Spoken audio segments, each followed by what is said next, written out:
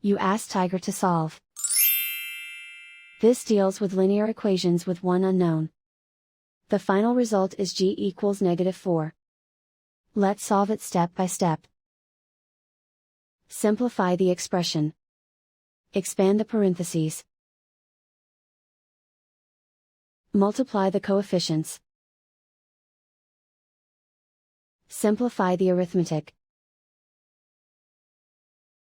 Expand the parentheses. Multiply the coefficients. Simplify the arithmetic.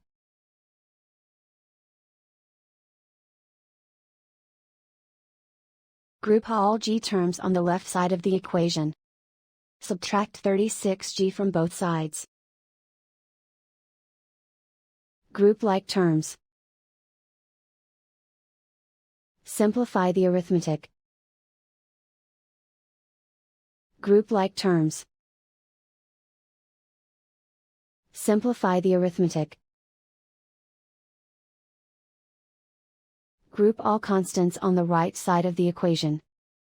Add 9 to both sides. Simplify the arithmetic.